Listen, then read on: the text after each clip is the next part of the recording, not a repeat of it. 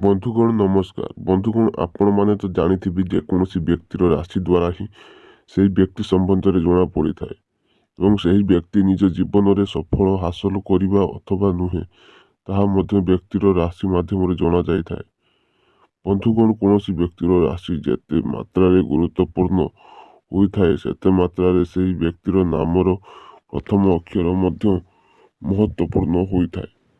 କୌଣସି ବ୍ୟକ୍ତି ଆଚାର ବିଚାର ବ୍ୟବହାର ଗୁଣ ଆଦି ତାର ନାମର ପ୍ରଥମ ଅକ୍ଷରରୁ ହିଁ ଜଣାପଡ଼ିଥାଏ।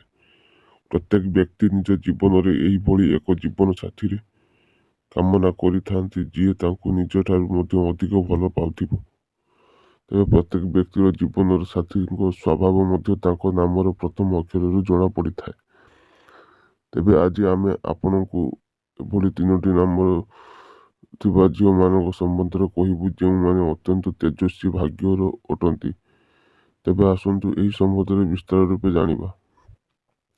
ବନ୍ଧୁଗଣ ପ୍ରଥମେ ତ ରହିଛି ପି ଅକ୍ଷର।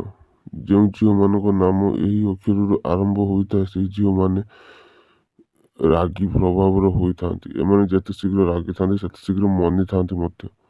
ଏମାନେ ଯେଉଁ କାର୍ଯ୍ୟକୁ ପୂର୍ଣ୍ଣ କରିବାକୁ ନିଷ୍ପତ୍ତି ନେଇଥାନ୍ତି ତାହାକୁ ପୂର୍ଣ୍ଣ କରିଥାନ୍ତି। ଏମାନେ ନିଜର ଜୀବନ ସାଥୀଙ୍କୁ ବହୁତ ଭଲ ପାଆନ୍ତି ଏବଂ ତାଙ୍କ ଖୁସି ପାଇଁ ସବୁବେଳେ ଅସମ୍ଭବକୁ ସମ୍ଭବ କରିଥାନ୍ତି। ଏହି କାରଣରୁ କୁହାଯାଏ ଯେ ଏହି ଝିଅମାନଙ୍କୁ ବିବାହ କରିବା ସୌଭାଗ୍ୟର କଥା ହୋଇଥାଏ। ଦ୍ୱିତୀୟତଃ ରହିଛି ବନ୍ଧୁଗଣ ଦ୍ୱିତୀୟରେ ଅକ୍ଷରଟି ହେଉଛି ଆର୍। ଯେଉଁ ଝିଅମାନଙ୍କ ନାମ ଏହି ଆର୍ ଅକ୍ଷରରୁ ଆରମ୍ଭ ହୋଇଥାଏ ସେହି ଝିଅମାନେ ଦେଖିବାକୁ ବହୁତ ସୁନ୍ଦର ହୋଇଥାନ୍ତି ଏବଂ ଏମାନଙ୍କ ହୃଦୟ ମଧ୍ୟ ବହୁତ ସଫା ହୋଇଥାଏ।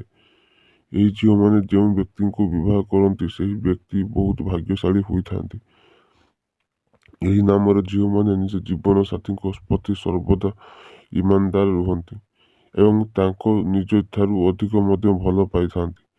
ତେବେ ବନ୍ଧୁଗଣ ଯଦି ଆପଣଙ୍କ ଜୀବନରେ ମଧ୍ୟ ଏହି ନାମର ଝିଅ ଅଛନ୍ତି ତେବେ ବିଳମ୍ବ ନକରି ତୁରନ୍ତ ବିବାହ କରିଦିଅନ୍ତୁ। ବନ୍ଧୁଗଣ ତୃତୀୟରେ ରହିଛି ଅକ୍ଷରଟି ହେଉଛି ଏସ୍। ଏସ୍ ନାମର ଝିଅମାନଙ୍କୁ ଏହି ଅକ୍ଷରରୁ ଆରମ୍ଭ ହୋଇଥାଏ। ଏହି ଏସ୍ ନାମର ଝିଅମାନଙ୍କ ହୃଦୟ ବହୁତ ସଫା ହୋଇଥାଏ।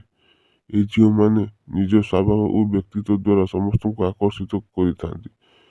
ଏହି ନାମର ଝିଅ ନିଜ ଜୀବନ ସାଥୀଙ୍କୁ ବହୁତ ଭଲ ପାଆନ୍ତି ଏବଂ ନିଜ ଜୀବନ ସାଥୀଙ୍କ ଖୁସି ପାଇଁ ସମସ୍ତ ପ୍ରକାର ପ୍ରୟାସ କରନ୍ତି। ଏହି ନାମର ଝିଅଙ୍କୁ ଜୀବନ ସାଥୀ ରୂପରେ ପାଇବା ସୌଭାଗ୍ୟର କଥା ହୋଇଥାଏ। ଆଶା କରିବି ବନ୍ଧୁଗଣ ଆପଣମାନେ ଜାଣିପାରିଥିବେ। ତ ଭିଡ଼ିଓଟି ଭଲ ଲାଗିଥିଲେ ଭିଡ଼ିଓକୁ ଲାଇକ୍ ସେୟାର ଏଣ୍ଡ ସବସ୍କ୍ରାଇବ୍। ଜୟ ଜଗନ୍ନାଥ।